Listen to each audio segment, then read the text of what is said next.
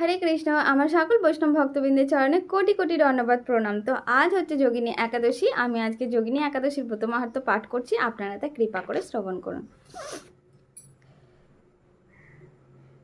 যোগিনী একাদশীর মাহাত্ম্য।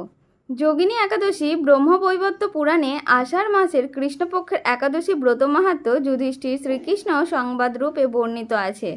যুধিষ্ঠির বললেন, হে বাসুদেব, আষাঢ় মাসের কৃষ্ণপক্ষীয় একাদশী মাহাত্ম্য কৃপাপূর্বক আমাকে বলুন।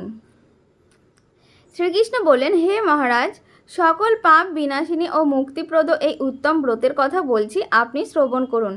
আষাঢ় মাসের কৃষ্ণপক্ষীয় একাদশী যোগিনী নামে খ্যাত। মহাপাপ নাশকারী এই তিথি ভবসাগরে পতিত মানুষকে উদ্ধার লাভের একমাত্র নৌকাস্বরূপ। ব্রত পালনকারীদের পক্ষে এটি সর্বশ্রেষ্ঠ ব্রত বলে প্রসিদ্ধ।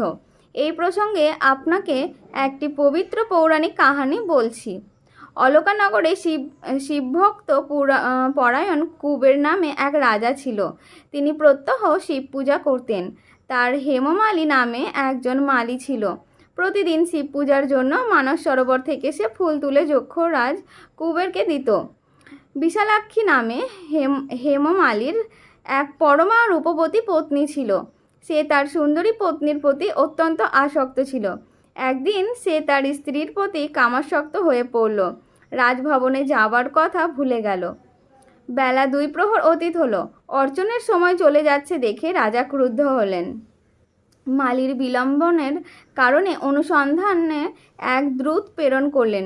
দূত এসে রাজাকে বললেন সে গৃহে স্ত্রীর সাথে আনন্দে মত্ত। দূতের কথা শুনে কুবের অত্যন্ত রেগে তখনই মালিকে তার সামনে হাজির করতে আদেশ দিল। এদিকে মালি কুবেরের পূজার সময় অতিবাহিত হয়েছে বুঝতে পেরে অত্যন্ত ভয় পেল। তাই স্নান না করেই সে রাজার কাছে উপস্থিত হলো। তাকে দেখা মাত্রই রাজা ক্রোধ বশে চোখ রাঙিয়ে বললেন, হ্যাঁ রে পাপিষ্ঠ দুরাচার, তুই দেব পূজার পুষ্প আনতে অবজ্ঞা করেছিস। তাই আমি তোকে অভিশাপ দিচ্ছি, তুই শ্বেতকুষ্ঠগ্রস্ত হয়ে যা এবং তোর প্রিয়তমা ভার্যার সাথে তোর বিয়োগ সংগঠিত হোক। হে নীচ, তুই এক্ষুনি এই স্থান থেকে ভ্রষ্ট হয়ে অধোগতি লাভ কর। কুবেরের এই অভিশাপে হেমমালী পত্নীর সাথে স্বর্গভ্রষ্ট হয়ে দীর্ঘকাল যাবৎ কুষ্ঠরোগ ভোগ করতে লাগলো। রোগের যন্ত্রণায় দিন বেদনায় বহু কষ্টে সে জীবনযাপন করতে লাগলো। কিন্তু দীর্ঘদিন মহাদেবের অর্চনের ফুল সংগ্রহের স্বীকৃতির ফলে সে শাপগ্রস্ত হয়ে বৈষ্ণব শ্রেষ্ঠ শিবের বিস্মরণ হয়নি। এদিকে হেমমালী ভ্রমণ করতে করতে হিমালয়ে শীর্মাকণ্ডেয় ঋষির আশ্রমে উপস্থিত হলো। কুষ্ঠরোগে পীড়িত সপত্নী হেমমালীকে দর্শন করে শ্রী মান্ডক্রেয় তাকে জিজ্ঞাসা করলেন, তুমি কার অভিশাপে এই রকম নিন্দনীয় কুষ্ঠরোগগ্রস্ত হয়েছ?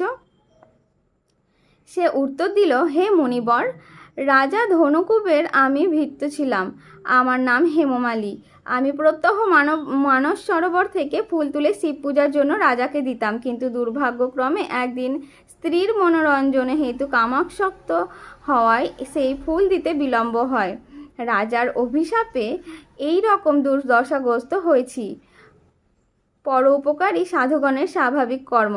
হে ঋষিশ্রেষ্ঠ, আমি অত্যন্ত অপরাধী, কৃপা করে আমার প্রতি প্রসন্ন হন। তখন দয়াদ্রচিত্ত মার্কেন্ডীয় মুনি বললেন, হে মালি, তোমার মঙ্গলের জন্য শুভ ফল প্রদানকারী এক ব্রত উপদেশ করছি। তুমি আষাঢ় মাসের কৃষ্ণপক্ষের যোগিনী নামক একাদশী ব্রত পালন করো। এই ব্রতের প্রভাবে তুমি অবশ্যই কুষ্ঠব্যাধি থেকে মুক্ত হবে। শ্রীকৃষ্ণ বললেন, ঋষির উপদেশ শ্রবণ করে হেমমালী তাকে প্রণাম জানালো।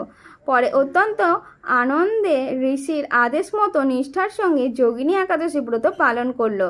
এইভাবেই হেমমালী সমস্ত রোগ থেকে মুক্ত হলো ও পত্নী সহ সুখে জীবনযাপন করতে লাগলো। হে মহারাজ যুধিষ্ঠির, আমি আপনার কাছে এই ব্রত উপবাসের মহিমা কীর্তন করলাম। এই ব্রত পালনে 88,000 ব্রাহ্মণকে ভোজন করানোর ফল লাভ হয়।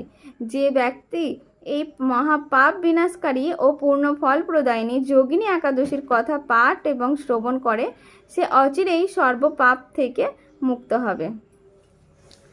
তো তো এই হচ্ছে যোগিনী একাদশীর মাহাত্ম্য। তাহলে আপনারা সকলেই কৃপা করে এই যোগিনী একাদশী ব্রত সুন্দরভাবে পালন করুন এবং বেশি বেশি হরে কৃষ্ণ মহামন্ত্র জপ করুন। হরে কৃষ্ণ কৃষ্ণ কৃষ্ণ হরে হরে, হরে রাম রাম রাম হরে হরে, হরে কৃষ্ণ, হরি বল।